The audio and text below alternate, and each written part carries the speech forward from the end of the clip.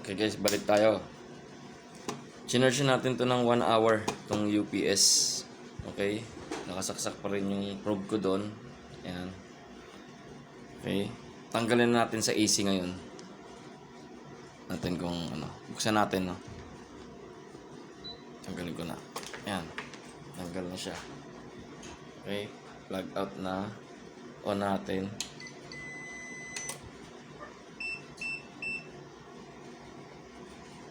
$160 volts. Okay, natin 160 volts. Tingnan natin yung sine wave nya. Okay, yon. Okay, square siya. Okay, pero pag kinabit natin yung kuryente, yan. Okay, pero pagka aandar lang siya gamit yung battery tsaka inverter niya, kasi 12 volts, may inverter siya, gagawin niyang 220. Actually hindi nga 220 umaabot, no. Ayan, no. Yung matatanggalin ko yung plug ulit. Galing ko. Yan, naging square sine wave siya. Okay, kaya tumutunog yun dahil indication nyo ng battery operation siya. Battery operated yung ginagamit niyang kuryente ngayon. Ngayon saksak natin yung electric fan na to. Yan guys. Okay, may ikot na. Sine wave niya. Okay. Yan. Tingnan natin yung voltahe niya. 191 volts. Wala na. Yan, 191. Okay. 191 volts. Okay, sine wave ulit. Okay. Square sine wave siya, no? Pero napapatakbo niya yung electric fan.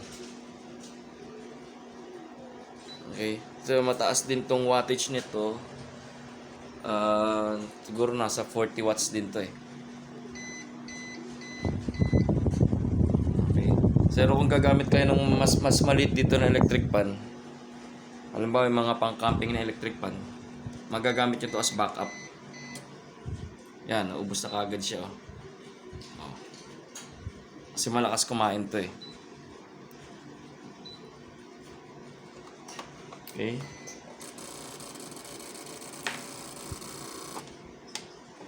Natin siya. Tingnan natin yung sine wave niya ulit. Yan, pure sine wave siya. Okay.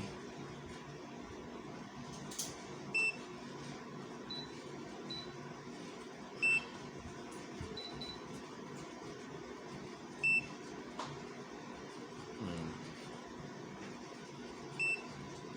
230 volts. Kung nakasaksak. Okay.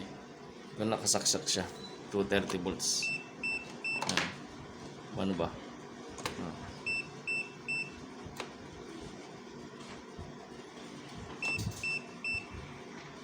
Yan. Okay. May titestingin pa tayong isang UPS. Gagawin ko muna. Titignan natin tong UPS na to. Ito. I-unbox natin to. Yung Intex na to. Okay, nabili ko lang din yan worth 300 pesos. So, titignan natin kung anong pwede natin gawin doon. Okay. Dito, charge ko lang siya. Tutuloy ko lang yung charge niya. Kasi para pag nag-brown out, magagamit ko yung ano niya.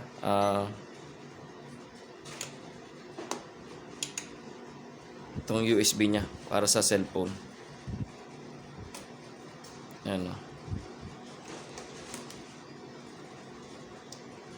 Ayan, magagamit ko tong USB niya para sa cellphone. Patayin ko muna to.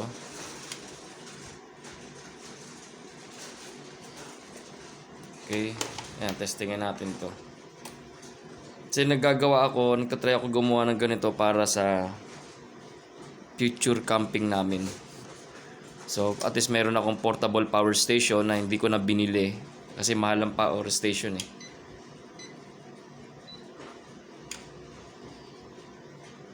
Kaya nagtatry ako gumawa ng sarili ko na power station yan. Okay? So, kailangan ko lang naman yung port na ganito para sa electric fan. Pero kung charging lang ang labanan ng cellphone,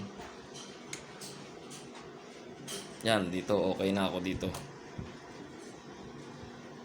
Okay? Mamaya mag-unbox tayo ng power meter. Okay? Yung watt meter i-unbox natin. Okay? Antayin nyo yan. Peace out.